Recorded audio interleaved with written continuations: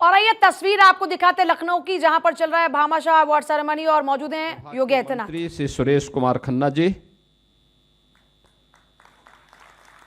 लखनऊ की महापौर श्रीमती सुषमा खड़कवाल जी,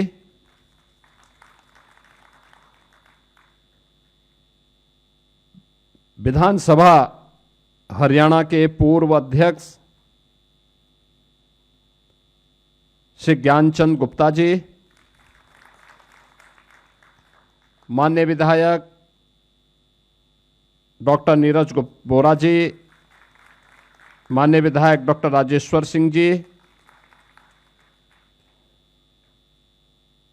व्यापारी कल्याण बोर्ड के उत्तर प्रदेश के पूर्व अध्यक्ष श्री रविकांत गर्ग जी,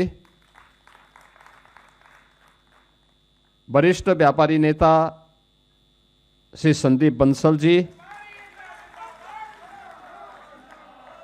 आज के इस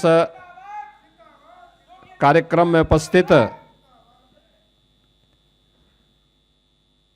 सभी हमारे प्रदेश के अलग अलग क्षेत्रों से उपस्थित सभी हमारे व्यापारी बंधुगण, प्रदेश के अलग अलग जनपदों में आयोजित होने वाले कार्यक्रमों में सहभागी बन रहे हमारे सभी उद्योग व्यापार जगत से जुड़े हुए बंधुगण, मैं सबसे पहले आप सभी को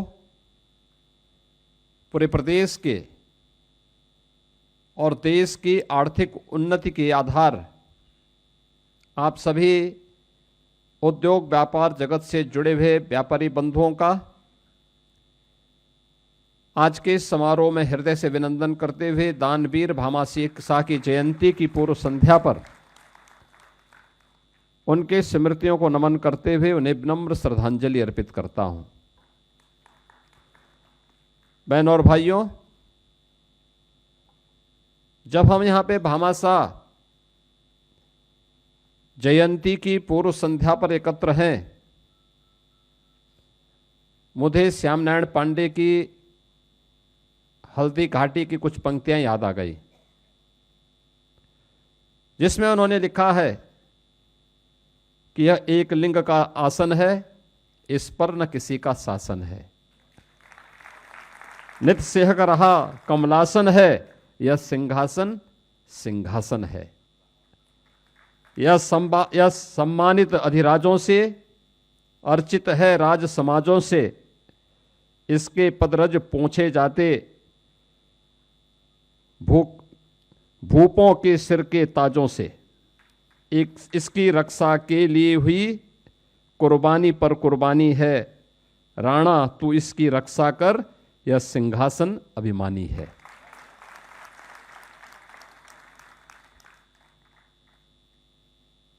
जब भी स्वदेश, स्वाभिमान और स्वधर्म के लिए यह देश महाराणा प्रताप का स्मरण करेगा तो स्वतःस्फूर्त भाव के साथ भामाशाह का नाम हर जवान पर होगा। याद रखना, धन की तीन ही गति होती है, या तो दान करो, वह आपको यशस्वी बनाएगा, स्वयं भोग करो, कुछ देर के लिए चलने लायक बनाएगा, बाद में शुगर से ग्रसित कर देगा।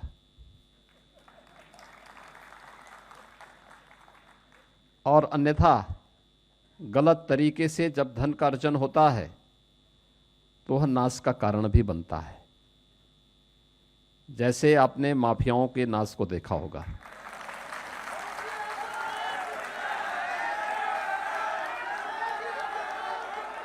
तो दानम, भोगम और नाशम, ये धन की तीन गति है। दान देश, काल और पात्र को देख करके, हमारे पूर्वजों ने, भारतीय मनीषा ने दान के लिए भी कुछ बातें कही, जिसके बारे में श्रीमद् भगवत गीता में उसके बारे में छोटा सा एक उद्धरण खन्ना जी ने भी यहाँ पे प्रस्तुत किया।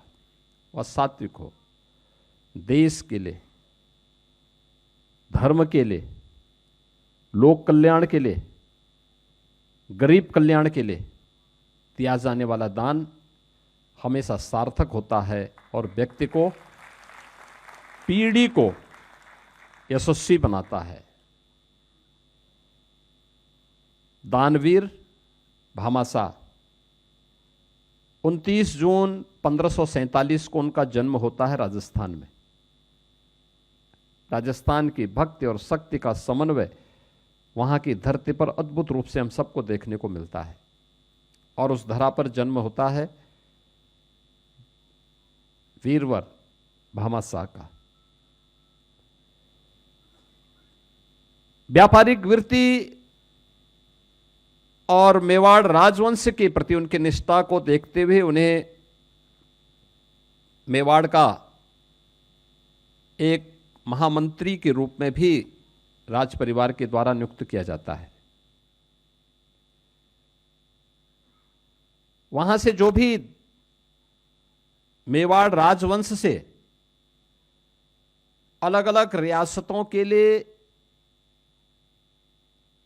जो भी दानपत्र लिखे जाते थे वह दानवीर भामाशाह के द्वारा ही लिखे जाते थे। आप जब यहां पे से बाहर निकलेंगे, बाहर एक एग्जीबिशन लगी हुई है, उसमें आप देखेंगे तो उनके द्वारा जारी किए गए दान पत्र, ताम्र पत्र की कुछ प्रतिकृतियां वहां पर बाहर हम लोगों ने प्रस्तुत भी की है। और ये परंपरा वहां पर बहुत लंबे समय तक चली। लेकिन ये उत्थान और पतन और फिर उत्थान का इस चक्र चलता है, धर्म चक्र प्रवर्तनाए। और उसी धर्म चक्र के कारण जब विद्वेष का भाव और अकबर का लालच बढ़ता गया, तमाम राजा महाराजाओं के द्वारा अकबर की अधीनता स्वीकार करने की एक प्रवृत्ति प्रारंभ हुई। चाटुकारिता की हदें पूरी हो गई। उस समय भी मेवाड़ जैसा राजवंश